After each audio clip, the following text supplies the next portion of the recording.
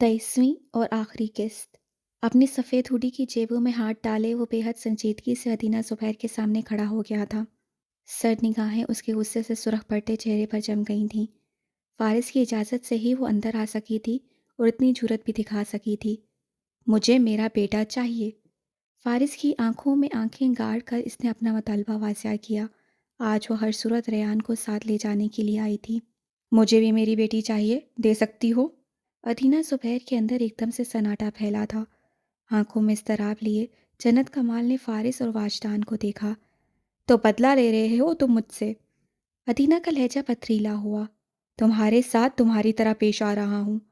उसके लहजे की बरूदत अदीना ज़ुबैर को अंदर तक सुलगा गई थी। मैं यहाँ सिर्फ अपने बेटे के लिए आई हूँ। उसकी आवाज़ बुलंद हुई। और मैं रैयान को तुम्हारे घर से नहीं लाया। फारिस की कराहत आवाज़ सन्नाटे में गूंज कर रह गई थी। अदीना ज़ुबैर एकदम से लाजवाब हुई। बेटे को माँ के हवाले करके उसने एक बार भी पलट कर खबर नहीं ली थी। अपने मुंतशिर ख्यालात को यकजा करके उससे सर उठाया। मैं अपने बेटे को अपने साथ रखना चाहती हूँ। संभल कर तेज़ी से बोली। पिछले 15 माह से रैयान तुम्हारे भाइयों के साथ रह रहा था। ये मुद्दत काफ़ी नहीं थी उसे अपने साथ रखने के लिए? वो जानती थी बात किस तरफ जा रही थी। वो पहले कभी रैयान के लिए ना आई, अब कैसे आ सकती थी? और वो भी तब जब वो अपनी दादी के पास आ गया था। मैं कभी नहीं चाहूँगी मेरा बेटा अपने बाप के कातिल के पास रहे। फारिस की इस्तहज़ाया मुस्कुराहट दाहिने गाल की जानिब उठ गई।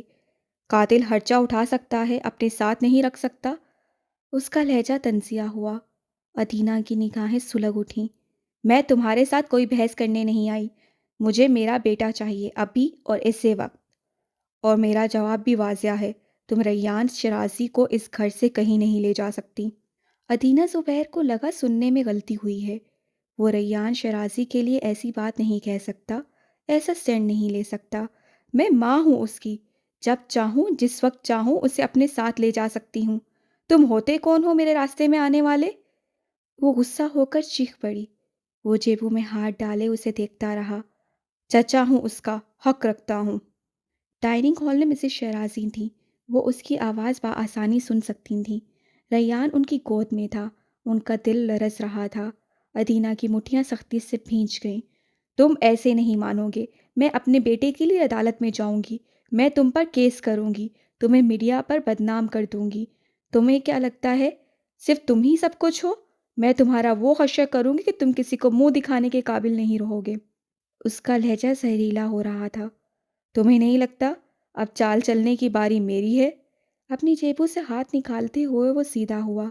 अदीना ज़ुबैर की गिरफ्त बैग स्ट्रैप्स पर सख्त हो गई। तुम्हारा क्या ख्याल है? पिछले 2 सालों से जो तुम कर रही हो, मेरे पास उसका रिकॉर्ड नहीं होगा? उसने नासमझी के आलम में फारिस को देखा। अगले ही पल उसके चेहरे पर साया सा लहरा गया। और वो कौन है जिसके साथ तुम्हारी खुफिया शादी चल रही है? सेनेटर कामरान जावेद का बेटा? इसके पैरों तले से ज़मीन निकल गई थी। आसपास धमाकों का गुमान होने लगा था। तुम्हारे दुबई के काफ़ी चक्कर लगते रहे हैं। क्या उसकी डिटेल से भी आगाह कर दूं? आंखों में हरास लिए वह सन्नाटों में घिरी रह गई थी। अगर मीडिया को बीच में ला ही रही हो तो आई गेस तुम्हारी खबरों को रेटिंग ज़्यादा मिलेगी, हाइप भी ज़्यादा क्रिएट होगी। और सेनेटर कामरान कम अज़ कम ये नहीं चाहेंगे कि उनका सियासी करियर इस तरह से तबाह हो जाए। वो सदमे से गुम खड़ी थी, तोड़ फोड़ का शिकार होती एकदम से फना। जो शख्स उसका नाम नहीं सुनना चाहता था, शक्ल नहीं देखना चाहता था, वो इस पर यूं नज़र रखे हुए था, उसके तो जहन में कभी ख्याल ही नहीं आया था। रैयान की कस्टडी के लिए अदालत जाना चाहती हो? शौक से जाओ, तुम्हें चैलेंज करता हूँ। मेरे जीते जी उसे मुझसे लेकर तो दिखाओ तुम। वो भारी सांसों के साथ मुतहाश सी खड़ी रह गई थी। उसने सोचा था वो उसे अदालतों में घसीटेगी, उसे मीडिया पर बदनाम करेगी, उस पर प्रेशर बढ़ाएगी, उसकी ज़िंदगी तबाह कर देगी। उससे क्या सोचा था और क्या हो गया था। असाब पर ऐसी ज़रब पड़ी थी कि वो कुछ भी करने के काबिल नहीं रही थी। तो अब बताओ, बेटा चाहिए या अपनी ज़िंदगी? उसने एक लम्हे का तौक़्क़ुफ़ किए बगैर जुमला अधूरा छोड़ दिया। फैसला अभी होगा।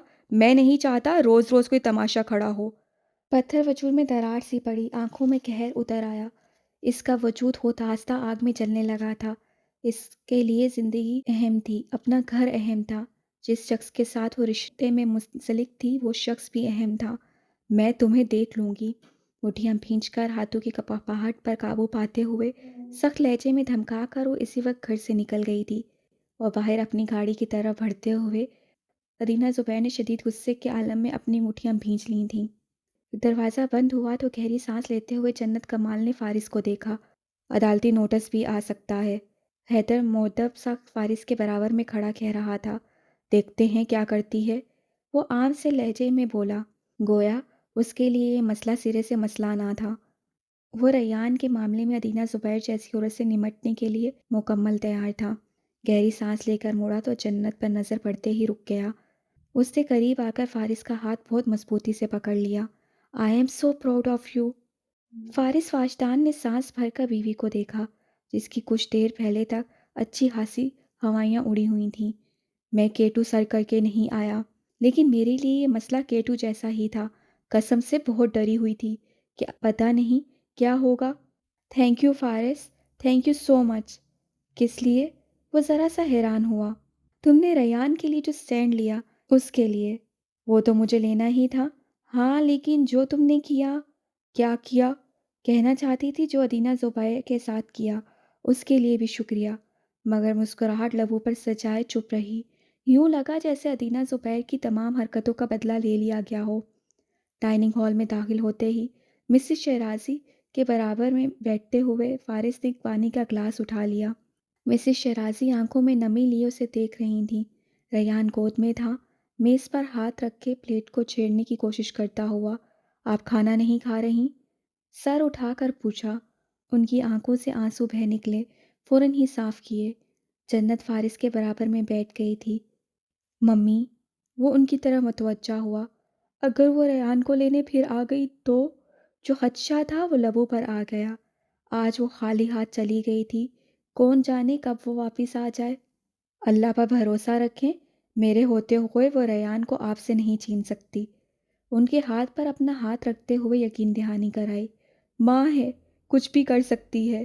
ان کی آواز کانپی۔ ممی، اگر اسے ریان کی فکر ہوتی تو وہ اسے اپنے ساتھ رکھتی۔ یہاں وہ صرف ہمارا ری ایکشن دیکھنے آئی تھی۔ اس نے مختصر جواب دے کر انہیں اندر تک پرسکون کر دیا۔ وہ فارس کو دیکھ کر رہ گئی تھیں۔ وہ پرسکون اور مطمئن نظر آ رہا تھا۔ وہ اس عورت کو بہت اندر تک سمجھ کر پرکھ کر بات کر رہا تھا۔ ان کا دل بھر آیا۔ آپ کھانا شروع کریں، وہ ان سے کہہ رہا تھا۔ جمیلہ داؤد کے دل پر جو خوف کے بادل تھے چھٹ گئے۔ آنکھوں میں نمی لیے اپنے پوتے کا گال چوما، جنت نے ریان کو ان سے لے کر کرسی پر بٹھا لیا۔ کھانا ایک بار پھر شروع کر دیا گیا تھا۔ شام میں وہ ان کے کمرے میں آیا تو وہ بیڈ کراؤن سے ٹیک لگائے جھانک رہی تھیں۔ اسے دیکھتے ہوئے مسکرائیں، مگر آنکھوں میں غم ٹھہرا ہوا نظر آ رہا تھا۔ ان کے ہاتھوں میں موبائل تھا اور موبائل پر حماد کی تصویر تھی۔ ریان کی وجہ سے آج انہیں وہ بہت شدت سے یاد آیا تھا۔ فارس ان کے پاس بیٹھ گیا۔ بچے سو گئے؟ انہوں نے پوچھا۔ اس سے اسبات میں سر کو جنبش تھی۔ انہوں نے موبائل رکھ دیا۔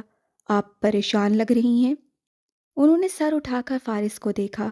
چند لمحے تک چپ رہیں، جیسے اپنے خوف کے اظہار کے لیے مناسب لفظ نہ مل رہے ہوں۔ ریان تمہارا بھتیجا ہے، تم اس کے باپ کی جگہ پر ہو سکتا ہے اس کی ماں کی وجہ سے کبھی تمہارے دل میں کوئی نفرت آ جائے، یا کبھی تمہارے لیے یہ سب مشکل ہو جائے۔ ممی، اس نے ان کا ہاتھ پکڑ کر نفی میں سر ہلاتے ہوئے انہیں روکنا چاہا۔ میں صرف اتنا کہہ رہی ہوں، ادینہ کی وجہ سے ریان کو کبھی اکیلا مت کر دینا فارس، اس کا پوری دنیا میں تمہارے سوا کوئی نہیں ہے۔ ان کی آواز بھیگی ہوئی تھی، چہرہ درد تھا اور وہ بہت حساس ہو رہی تھیں۔ اس نے ان کی کیفیت کو سمجھ کر ان کی آنکھوں میں نرمی سے دیکھا۔ شاید انہیں ڈر تھا ادینہ ان دونوں کے درمیان کوئی دوری نہ پیدا کر دے، کہیں وہ بار بار کی مداخلت سے فارس کو ریان شیرازی سے منتفر نہ کر دے۔ اس عورت کا مقابلہ مجھ سے ہے ممی، آپ بے فکر رہیں، میں ریان کو اس جنگ میں کبھی استعمال نہیں ہونے دوں گا۔ اس کا موقف واضح تھا، ارادہ واضح تھا، نیت واضح تھی۔ ریان شیرازی اس کے گھر کا ایک فرد تھا، اس کی فیملی کا ایک حصہ، اس کا بھتیجا۔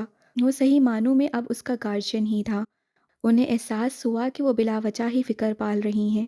کچھ دیر تک ان کے پاس بیٹھے رہنے کے بعد وہ جا چکا تو انہوں نے گہری سانس لے کر نم آنکھوں کو صاف کیا، پھر دعائیں پڑھتے ہوئے سونے کے لیے لیٹ گئیں۔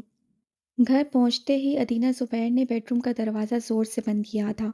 بیگ نیچے پھینک کر غصے میں ٹہلتے ہوئے اپنے بال نوچ لیے تھے۔ بیٹا چاہیے یا زندگی؟ فیصلہ ابھی ہوگا۔ میں نہیں چاہتا روز روز کوئی تماشا ہو۔ فارس واجدان کی آواز بازگشت بن کر ایک بار پھر گونجی تھی۔ اس نے اپنا فیصلہ سنا دیا تھا۔ وہ ہر طرح کی قانونی جنگ کے لیے تیار تھا۔ اس کے پاس بہت سے راز اور کمزوریاں تھیں۔ وہ اسے برباد کر سکتا تھا۔ وہ جلد بازی میں کوئی اسٹیپ نہیں لے سکتی تھی۔ سینیٹر کامران جاوید کے ساتھ اپنے اس رشتے کو اسے بچا کر رکھنا تھا۔ وہ اس طرح نظروں میں آ سکتی تھی۔ اس کا ذہن مفلوج ہو رہا تھا۔ نہ اندر کی آگ کم ہو رہی تھی اور نہ ہی غصہ کم ہو رہا تھا۔ دل چاہ رہا تھا وہ ہر ایک شے توڑ پھوڑ کر رکھ دے۔ آخر وہ ریان کو اپنے ساتھ کیسے لے جائے؟ کچھ بے بسی سے اس تمام معاملے کو سوچتے ہوئے وہ کسی خیال کے تحت ایک جھٹکے سے رک گئی تھی۔ اس کے تاثرات لمحہ بھر میں بدل گئے تھے۔ اس کی بجھی ہوئی آنکھوں میں چمک اتر آئی تھی۔ اترے ہوئے چہرے پر مسکراہٹ سج گئی تھی۔ یہ میرے ذہن میں کیوں نہ آیا؟ ہنستے ہوئے بے اختیار اپنے بالوں پر ہاتھ پھیرا اور بیڈ پر بیٹھ گئی۔ شیطان نے ایک چال چل دی تھی، اسے ایک راستہ دکھا دیا تھا۔ حل تو یہی ہے کہ ریان اس کے پاس ہی رہے۔ اس کے اندر کا شور تھم گیا تھا، آگ بجھ گئی تھی۔ وہ اب فارس واجدان کا مقابلہ نہیں کر سکتی تھی، لیکن بعد میں تو کر سکتی تھی اور پورے حق سے اپنا بیٹا بھی لے سکتی تھی۔ اس کے لیے وقت اور پلاننگ درکار تھی۔ فارس واجدان کو شکست سے دوچار کرنے کے لیے اس کی مضبوطی کو کمزوری میں بدلنا ضروری تھا۔ اس کی آنکھوں سے شیطانیت جھلکنے لگی تھی۔ فارس واجدان کا محفوظ دیواروں کا وہ قلعہ اندر سے ہی آگ پکڑ سکتا تھا۔ تباہی کسی قریبی سے ہی شروع ہو سکتی تھی، اور وہ قریبی کوئی اور نہیں، اس کا بیٹا ریان شیرازی ہی ہو سکتا تھا۔ خاندان کا نام، جائیداد میں حصہ، کاروبار میں شیئرز، اگر وہ پیچھے ہٹ جائے تو ریان کو یہ سب مل سکتا تھا اور پھر وہ کھیل سکتی تھی۔ سودا ہسارے کا نہیں تھا۔ ریان کو فارس کے پاس ہی رہنا چاہیے۔ اس نے تہیہ کر لیا۔ اس کی آنکھیں اپنی ممکنہ کامیابی کا سوچ کر چمکنے لگیں۔ تصور میں ایک ہی نام اور آنکھوں میں ایک ہی چہرہ تھا، ریان شیرازی کا چہرہ، جو اس کا بیٹا تھا اور جس کے بڑے ہونے کا اب اسے انتظار کرنا تھا۔ منصوبہ بن گیا، ارادے بن گئے۔ پہلا قدم اس نے اٹھا لیا۔ مطمئن ہو کر اس نے اپنی ٹکٹ بک کروائی اور اگلے دن کی فلائٹ سے لندن روانہ ہو گئی۔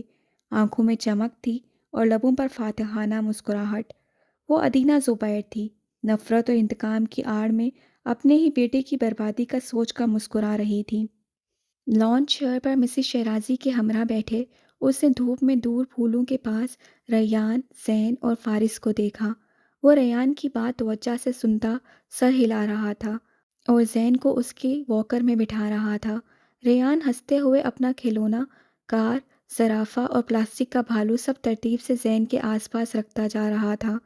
وہ بلاکس جوڑنے کی کوشش میں اپنے پاپا کی بات بہت توجہ سے سن رہا تھا۔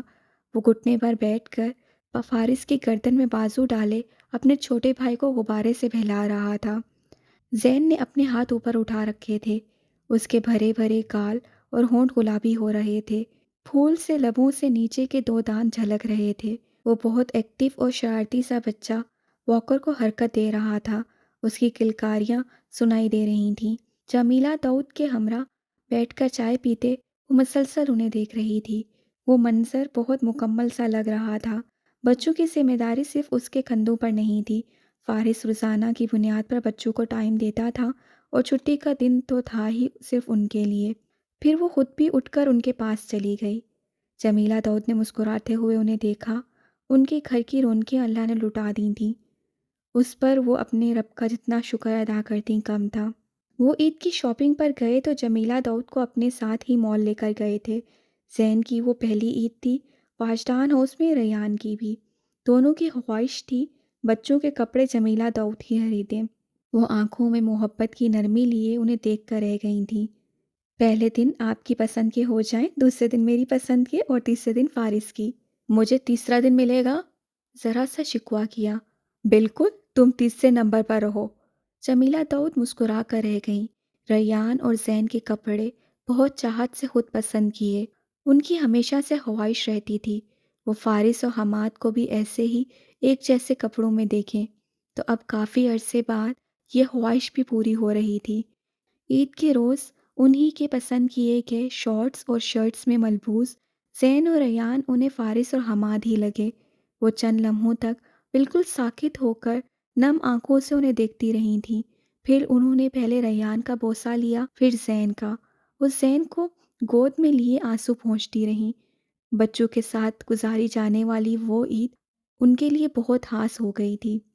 دوپہر میں زویا اپنے بھائی کے ساتھ آ گئی، پھر ان کی چشماٹو کزن بھی آ گئے، پھر دیکھتے ہی دیکھتے گھر بچوں سے بھر گیا۔ وہ لان میں بیٹھی ہنستے ہوئے بچوں کے ساتھ ریان کو کھیلتا دیکھتی رہیں۔ عید کے تیسرے دن لاہور کا پروگرام بن گیا۔ جنت کی بہنوں کی طرف سے دعوت تھی۔ وہ جمیلہ داؤد کو اپنے ساتھ ہی لے جانا چاہتے تھے، مگر انہوں نے انکار کر دیا۔ ان کی چند دوستیں پاکستان آنے والی تھیں۔ لاہور کا سفر شروع ہوا تو جنت نے کچھ یاد آ جانے پر ایک دم سے اس کی طرف دیکھا۔ تمہیں وہ جگہ یاد تو ہوگی جہاں ہم رکے تھے؟ کون سی جگہ؟ اسٹیئرنگ وہیل پر گرفت جمائے وہ سیاہ گلاسز کی زد میں سڑک پر نظریں جمائے ہوئے تھا۔ جہاں ایکسیڈنٹ ہوا تھا؟ کب ہوا تھا؟ فارس ذرا جھنجھلا کر اس کی طرف رخ موڑا۔ او ہاں، یاد آیا، ہم وہیں رکیں گے، میں اس لڑکے سے ملنا چاہوں گی۔ عقبی نشست پر بیبی چیئر پر ریان بیٹھا تھا اور برابر میں زین تھا۔ وہ 6 ماہ کا چوزا گہری پرسکون نیند سو رہا تھا۔ ماما؟ ریان کے ہاتھ میں ایک جہاز تھا، نیلے رنگ کا۔ جی ماما کی جان؟ گردن موڑ کر اس کی طرف متوجہ ہوئی۔ ریان کو پانی چاہیے تھا۔ اس کی محسوس بوتل نکال کر اسے دی جس میں اسٹرا لگا ہوا تھا۔ چند گھونٹ لے کر اس کی بش ہو گئی۔ 2 گھنٹوں کا سفر طے ہوا اور اب کے فارس نے جس اسٹیشن پر گاڑی روکی تو جنت نے کھڑکی سے باہر دیکھتے ہوئے اندازہ لگانا چاہا وہ کہاں پر تھے۔ پیٹرول پمپ اور سامنے کچھ اسٹور اور دکانیں، اور پھر اس کی نظر سامنے ہی پکوڑوں کے اسٹال پر پڑی۔ وہاں 15-16 برس کا لڑکا کھڑا تھا، ہاتھوں پر دستانے تھے، سر پر کیپ تھا۔ وہ وہی لڑکا تھا۔ جنت فوراً پہچان گئی۔ بچے سو رہے تھے۔ وہ گاڑی سے نکل کر باہر کے اسٹال کی طرف گئی۔ السلام علیکم خان۔ پٹھان لڑکے نے سر اٹھا کر اسے دیکھا، آنکھیں چھوٹی کر کے۔ عقب میں دروازہ کھول کر اس کا شوہر باہر آیا تو خان کا پہلے منہ کھلا، پھر آنکھیں پھیلی۔ ارے بارش والی باجی! اس کا تہاتف جنت کمال کے سارے جوش پر پانی پھیر گیا۔ فارس نے بامشکل مسکراہٹ ضبط کی۔ خوش باش سا گلحان فوراً اس کی خدمت میں حاضر ہوا۔ باجی تم وہی ہو نا؟ وہاں رکا تھا تم جب بارش ہو رہا تھا؟ وہ پہچان کر تصدیق کرنا چاہ رہا تھا کہ آیا وہ وہی تھی یا نہیں۔ اور تم وہاں پھسل کر گرا تھا، ہمیں تم یاد ہے۔ وہ خوش تھا۔ فارس کی ہنسی بے ہاستہ تھی۔ جنت نے گردن موڑ کر قہربار نظروں سے اسے دیکھا تو ضبط پکڑ کر اس نے معذرت خواہ انداز میں اپنے ہاتھ کھڑے کیے۔ ہاں میں وہی ہوں جو اس رات اسٹور میں رکی تھی۔ یعنی جو گری تھی وہ کوئی اور ہوگی۔ اس سے فوراً سے کرسی چھینچ کر سامنے رکھی۔ باجی بہت خوشی ہوا ام کو، تم پکوڑے کھائے گا ہمارے؟ جنت کا موڈ ذرا سا خوشگوار ہوا۔ ہاں بالکل، میں اسی لیے تو آئی ہوں۔ فارس کا بازو پکڑ کر اسے بھی اپنے ساتھ گھسیٹ لائی۔ جنت میں یہ نہیں کھاتا۔ تم دیکھ نہیں رہے گلحان کتنا صفائی پسند ہے؟ میں صفائی کی بات نہیں کر رہا، میں نے کبھی اس طرح کچھ نہیں کھایا۔ تو آج کھا لو۔ اسے اپنے ساتھ ہی کرسی پر بٹھا لیا۔ توجہ گاڑی کی طرف بھی رہی کہ بچے سو رہے تھے۔ گلحان نے پلیٹ میں پکوڑے تل کر گرم گرم پیش کیے تو اس نے فوراً ایک اٹھا لیا اور دوسرا فارس کو دیا۔ یہ تو بہت ٹیسٹی ہے ہان۔ اسے سچ میں بہت مزے کا ذائقہ لگا۔ تھوڑا سا ٹکڑا توڑ کر کھاتے ہوئے فارس نے بھی ذائقہ چکھا۔ پسند آیا تو اس نے دوسرا بھی اٹھا لیا، پھر تیسرا بھی۔ ہمارے ہاتھ میں اللہ نے ذائقہ رکھا ہے، اور اماں بولتا ہے تم اچھی نیت سے پکوڑے بنائے گا تو اس میں اللہ اور ذائقہ ڈالے گا، اس لیے سب کو ہمارا پکوڑا بہت پسند آتا ہے۔ ہان سے باتیں کر کے اس کے گھر کا حال احوال پوچھا۔ وہ عید کی چھٹیوں پر تھا لیکن اسکول بھی جاتا تھا۔ پکوڑوں کی قیمت ادا کر کے اس کی اور اس کے اسٹال کی تصویریں کھینچ کر اس نے جمیلہ داؤد، آئمہ اور اپنی پڑوس کی خواتین کے گروپ میں ارسال کر دیں۔ تم ہماری مشہوری کر رہا ہے؟ گلحان بڑا خوش ہوا۔ ہاں بالکل، دیکھنا یہاں سے جتنے لوگ گزریں گے تمہارے پکوڑے ضرور کھائیں گے۔ جنت بہت ایکسائٹیڈ تھی۔ تم ہمیں پکوڑے والا بنائے گا؟ जन्नत को हंसी आ गई। नहीं भाई, हम तो बस ये कोशिश कर रहा है कि तुम्हारे बहुत सारे कस्टमर्स हों। वो इसका लहजा और अंदाज अपना कर बोली। अच्छा, एक मिनट। गुलहान अब के बड़ी संजीदगी से अपने स्टॉल के आगे हुलिया बेहतर करके खड़ा हो गया, सीने पर बाजू बांधे, गर्दन ऊंची की। तुम अब हमारा तस्वीर खींचो। और जन्नत कमाल प्रोफेशनल फोटोग्राफर बन गई। एक ताज्जुब भरी निगाह अपनी बीवी पर डालते हुए वो गाड़ी का दरवाज़ा खोलकर जैन पर झुका, जो अभी अभी नींद से बेदार हुआ था। सीट बेल्ट खोलकर उसे उठा लिया।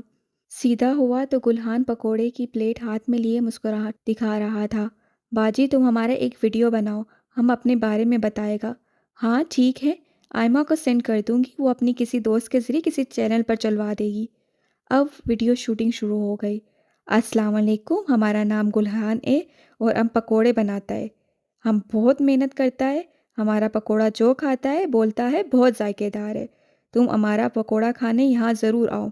साथ ही जगह का पता, पेट्रोल स्टेशन का नाम और जिस जगह का रिहायशी था उस इलाके का भी तफसील से बता दिया। अपनी मामा को देख रहे हो? जैन के बालों में हाथ फेरते हुए उसने अपने बेटे को मुखातिब किया। वो धूप में मुंदी मुंदी आंखों से यहाँ वहाँ देखने की कोशिश कर रहा था। फिर उसे छेंक आ गई। जन्नत, बस फारिस अभी आई। फिर जब जैन रोने लगा तो गुलहान को बहुत सी शाबाशी और मेहनत की तलकीन करके वो वापस आई। जैन फारिस की गिरफ्त से निकलने की कोशिश करते हुए उसकी तरफ हमकने लगा। बाकी सबका भी इंटरव्यू कर लो, फारिस ने तंज किया। वो बाद में फिर कभी कर लूंगी। मूड अच्छा था सो माइंड ना किया। हंसते हुए बड़े प्यार से जैन को ले लिया। इस तारीखी जगह की भी तस्वीर ले लेनी थी जहां तुम्हारी हंगामी लैंडिंग हुई थी। जैन को फीडर देते हुए लब खींचकर उसने फारिस को देखा। बात तो ऐसे कर रहे हो जैसे तुम खुद तो कभी फिसल कर गिरे ही नहीं। इतनी बुरी तरह से नहीं कभी गिरा। बिल्कुल। इसका पुरसकून लहजा जन्नत कमाल को तपा गया। वो सब तुम्हारी वजह से हुआ था। तुमने मुझे नज़र लगाई थी। फारिस का सदमे से मुंह खुला। ड्राइविंग करते हुए उसे देखा। मेरी नज़र लग गई थी तुम्हें? इतने आराम से और इत्मीनान से चल रही थी मैं, और तुमसे बर्दाश्त नहीं हुआ और तुमने माशाल्लाह नहीं कहा। किस बात पर माशाल्लाह कहना चाहिए था मुझे कि तेज़ बारिश में छतरी पकड़कर डोलती हुई जा रही हो और बगैर किसी वार्निंग के इसके बाजू पर घूंसा पड़ा। मुझे पता था तुम मेरा मूड ज़रूर खराब करोगे। तुम हो ही ऐसे। तुम मुझे कभी खुश नहीं देख सकते। उसका चेहरा गुस्से से लाल हो रहा था। लबों पर मुस्कुराहट लिए उसने बैक व्यू मिरर की पोजीशन दुरुस्त की। अच्छा है, घंटा आधा घंटा इस तरह लड़ते हुए अच्छा गुजर जाएगा। वो महफूज हुआ। मुझे तुम्हारे साथ लाहौर आना ही नहीं चाहिए था। मैं ही बेवकूफ़ हूँ जो हर बार सोच लेती हूँ कि नहीं, मेरा तुम्हारे साथ बहुत अच्छा वक्त गुजरेगा, तुम मुझे खुशी दोगे। लेकिन तुमने मुझे सिर्फ गुस्सा दिलाना होता है, ये नहीं कि बीवी की थोड़ी सी तारीफ कर दो। ये गिरने वाली बात में तारीफ कहाँ से आ गई? मुतखीर होकर पूछा। मैं तो तुम्हारी फ़ौरन तारीफ करती हूँ। मैं तो कह देती हूँ अब तुम अच्छे लग रहे हो। लेकिन तुम क्या कहते हो? कपड़े अच्छे लग रहे हैं, बाल अच्छे लग रहे हैं। तो ये कपड़े और बाल होते किसके हैं? अब के वो झुंझला उठा। तो तुम्हें कहना चाहिए ना कि तुम पर ये कपड़े अच्छे लग रहे हैं, तुम्हारे बाल प्यारे लग रहे हैं। दोनों में क्या फ़र्क है? ज़मीन आसमान का फ़र्क है। ला हौला वला कुव्वता इल्ला बिल्ला। और तुम्हें क्या लगता है? ओके फाइन, ठीक है, सॉरी, माफ़ कर दो, गलती हो गई मुझसे। आइंदा तुम बारिश में छतरी लेकर निकलोगी तो माशाल्लाह ज़रूर बोलूँगा। और वो जैन को सीने से लगाए बिगड़े हुए तेवरों के साथ खिड़की की तरफ रुख मोड़ गई। बात यहाँ तक रहती तो ठीक था, लेकिन लाहौर पहुँचकर नफीसा के घर में अपने भांजे भांजियों के साथ बारिश एंजॉय करते हुए वो फारिस के ऐन सामने फिसल कर गिरी तो दिन में तारे नजर आ गए। ऊपर से फारिस की हंसी ने हफ्फत बढ़ा दी। उसने दोनों हाथ चेहरे पर रख लिए। हाला गिर गई। हाला आपको चोट लग गई? हाला आप रो रही हैं? वो शेड तले खड़ा था। कॉफ़ी मग रख कर उसके पास आ गया। क्या तुम ठीक हो? पंजों के बल झुकते हुए मुस्कुराहट जब्त करके पूछा। बात मत करो मुझसे। हाथ हटाकर गुस्से से चीख पड़ी। आंखें नम और लाल हो रही थीं। उसे हंसते हुए जो देख लिया था। यकीन करो मैंने नज़र नहीं लगाई। लेकिन जन्नत ने सर नहीं उठाया, चेहरे से हाथ नहीं हटाए। अब खुद उठ जाओगी या उठा लूं? झुककर सरगोशी की। उसके अज़ाइम से बाखबर होते ही झटके से सर उठाया, घबरा कर यहाँ वहाँ देखा। پھر اس کا ہاتھ پکڑ کر فوراً سے اٹھ کھڑی ہوئی۔ برآمدے کی کھڑکی سے باہر کا منظر دیکھتے ہوئے حفصہ کے لبوں پر مسکراہٹ آ گئی۔ ان کی نرم نگاہیں فارس واجدان پر جمی رہ گئی تھیں۔ وہ اسے واپس شیڈ کے نیچے لے گیا تھا۔ وہ اس کی پیشانی پر چپکے ہوئے بالوں کو داہنے ہاتھ سے ہٹا رہا تھا۔ وہ کچھ غصے اور خفگی سے گردن موڑے ہوئے تھی اور پھر اس کی کسی بات پر نہ چاہتے ہوئے بھی مسکرانے لگی تھی۔ ہانیہ زین کو اٹھائے بیٹھی تھی۔ ریحان ان کے بیٹے کے ساتھ کھیل رہا تھا۔ وہ مگ ہاتھ میں لیے اس کے پاس آئی تھیں۔ جھک کر زین کو دیکھا۔ ماشاءاللہ کتنا پیارا ہے یہ۔ ہانیہ نے زین کے کئی بار چومے جانے والے گال کو ایک بار پھر سے چوما۔ کیا آپ دونوں میں سے کوئی باہر نہیں آنا چاہے گا؟ کھڑکی میں ہی جنت کا چہرہ نمودار ہوا۔ وہ مسکرائیں۔ ان کے بچے جنت کا ہاتھ کھینچ رہے تھے۔ بس کر دو، اب بیمار ہو جاؤ گی۔ ان کے لہجے میں شفقت بھری تھی۔ بس ابھی آئی آپی، وہ فارس کا موبائل دے دیں، وہ باہر جا رہا ہے۔ انہوں نے اٹھا کر دے دیا۔ کچھ ہی دیر میں وہ چلا گیا تو جنت کپڑے بدل کر ان کے پاس آ بیٹھی۔ بارش رک چکی تھی۔ موسم کافی خوشگوار سا ہو گیا تھا۔ زین کو ہانیہ کمرے میں سلا آئی تھی۔ ریان کو کھانا کھلا کر فارغ ہوئی تو بیرونی گیٹ پر دستک ہونے لگی۔ گیٹ پر حفصہ آپی گئی تھیں۔ وہ اس کے کمرے میں پھر کافی دیر بعد آئیں۔ غالباً بیٹھک میں کسی کے ساتھ موجود رہی تھیں۔ تائی امی آئی تھیں۔ اس نے نہیں پوچھا تھا مگر انہوں نے بتا دیا۔ وہ زین کے کپڑے بیگ میں رکھ رہی تھی۔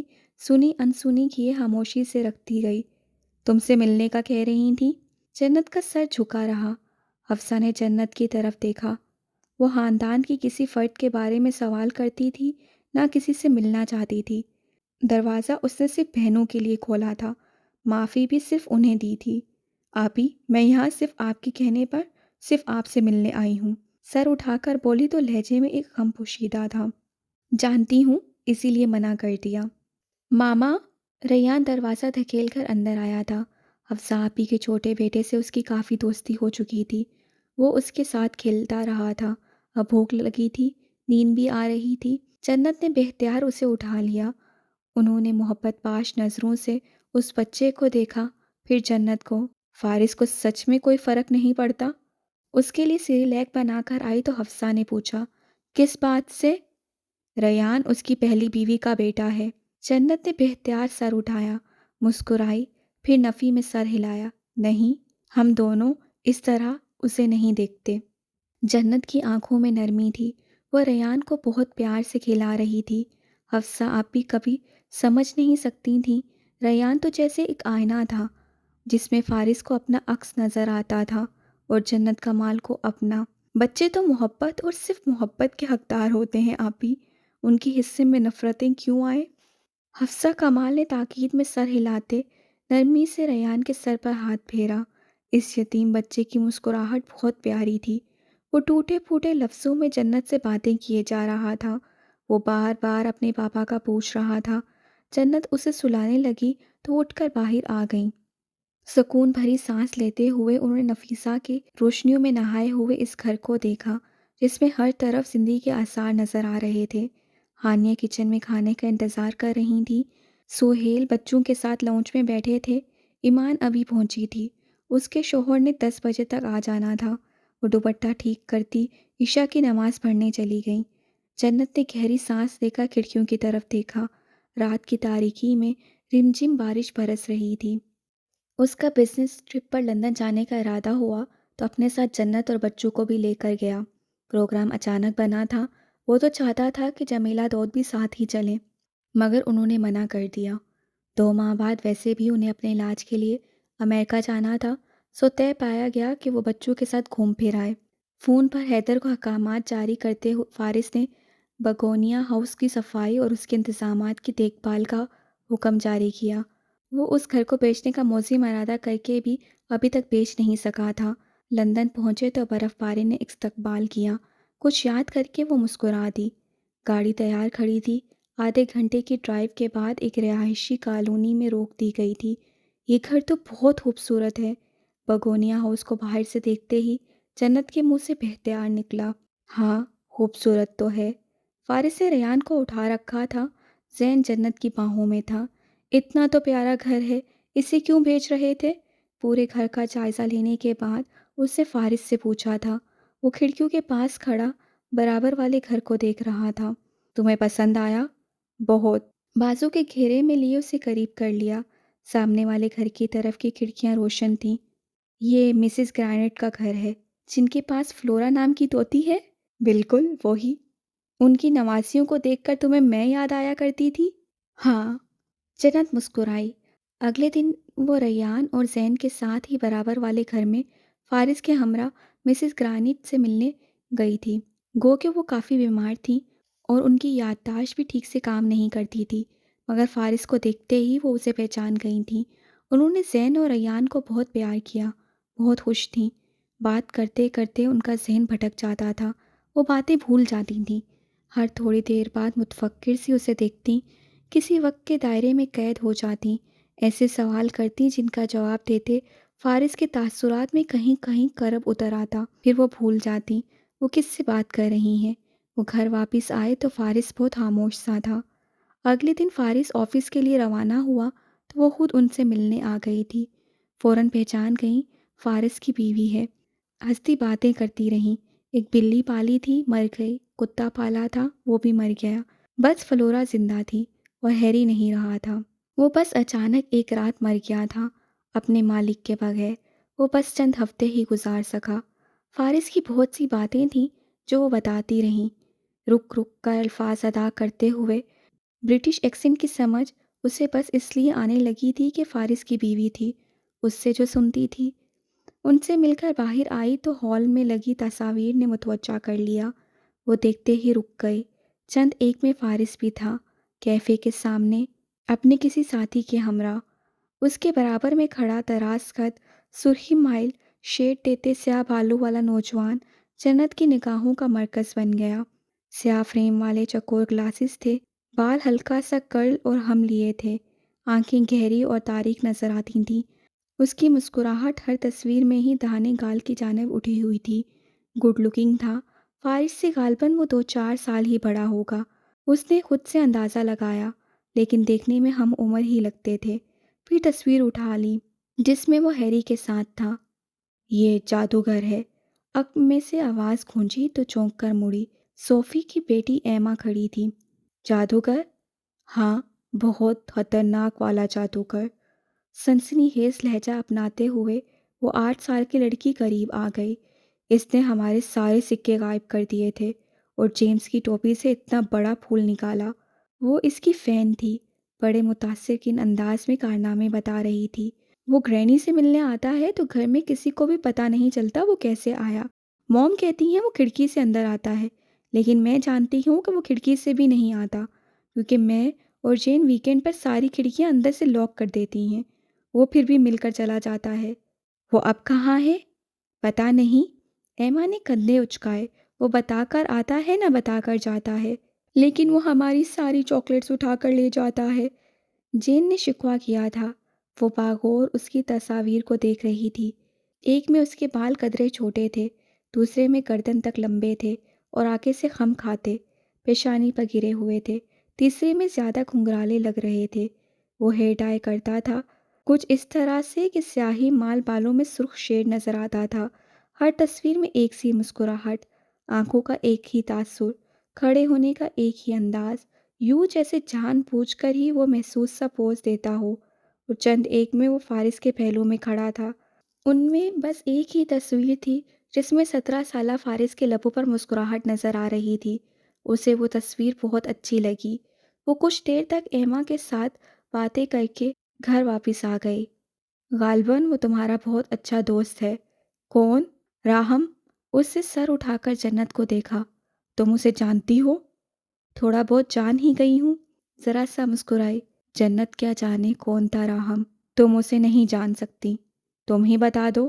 وہ ایک مصیبت ہے۔ اس نے انتہائی سنجیدگی سے اپنی بیوی کو آگاہ کیا۔ جنت اسے دیکھ کر رہ گئی، اور بالکل یہی بات اگلے دن لمبے چوڑے جیمز اینڈرسن نے اس کے لاؤنج میں بیٹھ کر دہرائی۔ وہ ان کے گھر دعوت پر آئے تھے۔ اس کے چھوٹے بھائی ولیم کو اس کی بات پر فوراً اعتراض ہوا تھا۔ اس کے بارے میں ایسا کچھ مت کہو جیمز، آواز بھاری سی تھی۔ جنت نے دونوں کی بچپن کی تصویریں دیکھ رکھی تھیں، اب تو اتنے بڑے ہو گئے تھے کہ وہ پہچان ہی نہ سکی۔ سیاہ رنگ کے 3 پیس سوٹ میں ملبوس وہ فارس کے دوست کا مشکوک سے کاٹ زیادہ لگ رہے تھے۔ ہیئر اسٹائل سے لے کر جوتوں تک ان کی ہر شے نفیس اور اسٹائلش تھی۔ ایک بزنس اور دوسرا انجینئرنگ اسٹوڈنٹ تھا۔ جو بزنس اسٹوڈنٹ تھا وہ ایک عدد رائٹر بھی تھا، اور جو انجینئرنگ کر رہا تھا اسے ہانٹڈ ہاؤس ڈاکومنٹریز کا بہت شوق تھا۔ جنت ان کی اسٹڈیز کو لے کر بہت کنفیوز ہوئی۔ ایسے مشغلوں کے لیے وقت مل جاتا ہوگا انہیں؟ پڑھائی میں صفر ہے یہ، دماغ ان کا انہی چیزوں میں چلتا ہے جو یہ بتا رہے ہیں۔ فارس نے اردو میں سرگوشی کی، یہ جھوٹ بول رہا ہے۔ جیمز نے اردو میں ایک ایک لفظ دہرا کر جنت پر اپنی دھاک بٹھا دی۔ ہم پڑھائی میں بہت اچھے ہیں۔ انہیں اردو بھی آتی ہے؟ اس کی آنکھیں پھیلیں۔ ہم نے راہم سے سیکھی ہے۔ وہ مروب ہو گئی۔ اب جب کہ راہم یہاں نہیں ہے تو میں اس کی کوئی بھی برائی برداشت نہیں کروں گا، ولیم نے آگاہ کر دیا۔ وہ اسے اپنا استاد مانتا تھا۔ ہم تینوں میں یہ اس کا واحد جاسوس ہے جو ہماری باتیں اس تک پہنچا دیتا ہے۔ جیمز سے دوسری معلومات پہنچائیں۔ میں یہ بھی اسے ضرور بتاؤں گا، ولیم نے آگاہ کر دیا۔ کیا تمہیں اس نے بتایا ہے راہم کے بارے میں؟ جیمز سے کوریدا۔ جنت نے نفی میں سر ہلایا۔ وہ دو کشتیوں پر پاؤں رکھ کر عجیب سی سچویشن میں پھنس کر ہمیں یہ بتاتا ہے کہ اب یہ ہو رہا ہے اور میں یہ کرنے لگا ہوں، اور ہمیں لگتا ہے کہ اب اس کی کہانی ختم، اور وہ پھر اگلے دن رابطہ کر کے بتاتا ہے میں تو زندہ ہوں۔ وہ جنت سے مخاطب تھا۔ تم کتنے احسان فراموش ہو جیمز، تمہیں اس نے تمہارے ناول کے لیے کتنے اچھوتے آئیڈیاز دیے ہیں۔ اب کے جیمز انتہائی سنجیدگی سے جنت کی طرف متوجہ ہوا۔ میری وہی تحریر اس وقت 8 پبلشرز ریجیکٹ کر چکے ہیں۔ جنت نے تعصب سے سر ہلایا۔ ریجیکشن کا مطلب یہ نہیں کہ تم ناکام ہو چکے ہو، ولیم نے سمجھانا چاہا۔ جیمز نے گہری سانس لے کر کافی کا مگ پکڑا اور کھڑکی کے سامنے جا کر کھڑا ہوا۔ چہرے پر فکر مندی کے آثار تھے۔ اصل میں اس کی راہم سے لڑائی چل رہی ہے، اس لیے برائیاں کر رہا ہے، کل تک گن گا رہا ہوگا۔ جنت نے سمجھ کر سر ہلایا۔ اس دوران خاموشی سے ان کی بات سنتا فارس اپنے بیٹے کی طرف متوجہ رہا۔ جنت کو کھانے کا انتظام دیکھنا تھا، معذرت چاہتے ہوئے اٹھ گئی۔ تمہاری یہ والی بیوی زیادہ اچھی ہے۔ کمپیریزن کا کون کہہ رہا ہے؟ فارس سے سلگ کر پوچھا تو ولیم اس کے غصے سے خائف ہوتا پیچھے ہو گیا۔ ویسے ہی کہہ رہا تھا۔ سنو گائز، جیمز اپنے مراقبے سے نکل کر واپس آ گیا۔ بہت ہو گئی آنکھ مچولی، اب وقت آ گیا ہے کہ ہم راہم کو بلاک کر دیں۔ ولیم نے زین کو فارس سے لے لیا۔ بچہ رویا نہیں تھا تو اسے اپنی بہت بڑی کامیابی محسوس ہوئی۔ ہے لٹل بڈی، میں ہوں انکل ولیم، کچھ کہہ رہا ہوں میں۔ ولیم کو غصہ چڑھا۔ سن رہے ہیں؟ فارس کی بیزار سی آواز آئی۔ پہلے طے ہوا تھا کہ ہر 3 ماہ بعد، پھر طے ہوا 6 ماہ، اور اب پورا 1 سال ہونے والا ہے اور اس نے ہمیں اپنی شکل نہیں دکھائی۔ ویڈیو کال کرتا تھا وہ بھی بند کر دیا اس نے۔ کیا صرف I am fine thank you لکھ دینے سے دوستی کا حق ادا ہو جاتا ہے؟ جب وہ مسز گرانٹ سے مل سکتا ہے تو ہم سے کیوں نہیں؟ کیا سچ میں وہ یہاں آتا ہے؟ ولیم نے حیران ہو کر اسے دیکھا۔ فارس کا ننھا بیٹا اس کے منہ پر ہاتھ رکھنا چاہ رہا تھا۔ ایما سے پوچھو، ہر ویکنڈ میں اس کی چاکلیٹس چوری ہو جاتی ہیں۔ کل بیچاری نے مجھے بتایا تھا یہ راہم کا کام ہے۔ میرا نہیں خیال وہ یہاں آتا ہے۔ سینے پر بازو باندھے فارس سنجیدگی سے گویا ہوا۔ لیکن ایما نے جو بات کہی اسے بھی تو نہیں جھٹلا سکتے۔ اس سے تو اپنے کانوں سے راہم اور مسز گرینٹ کی باتیں سنی ہیں۔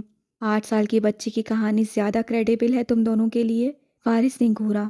تم شاید ایما کو نہیں جانتے، ہمارے پڑوس میں سب سے ہوشیار اور ذہین بچی ہے وہ، اور اس بچی کو صرف یہ غم ہے کہ اس کے کمرے سے چاکلیٹس غائب ہو جاتی ہیں۔ فارس نے جواب دیا۔ ولیم نے سمجھ کر تاکید کی، ساتھ ہی زین کو اوپر اٹھایا تو اس کی کھلکھلاہٹ راہداری تک گئی، وہاں جہاں ریان کھڑا انہیں دیکھ رہا تھا۔ بہت فرینڈلی ہے تمہارا بیٹا، اس کا مطلب ہے تم پر تو بالکل نہیں گیا۔ جیمز کی نظر ریان پر پڑی۔ اوہ ہیلو، اس سے دور سے ہاتھ ہلایا تو ریان کچھ فکر مندی سے کھڑا رہا۔ فارس نے گردن موڑ کر اسے دیکھا، پھر اسے بلایا تو وہ اس کے پاس آ گیا۔ اب وہ اجنبی نگاہوں سے دونوں کو دیکھ رہا تھا، اپنے بھائی کو بھی جو ان کے پاس تھا۔ اس کی فکر ایک دم سے بڑھ گئی، کہیں اس کے بھائی کو لے نہ جائیں۔ اس کو بتاؤ ہم زین کو لے جانے والے ہیں۔ فارس نے آہستگی سے بتایا تو اس کے لب بھینچ گئے۔ جانے دیں انہیں؟ اب وہ پوچھ رہا تھا۔ نہیں، نفی میں سر ہلایا، آنکھیں بھرنے لگی تھیں۔ विलियम को शरारत सूझी तो उठ खड़ा हुआ। Bye bye.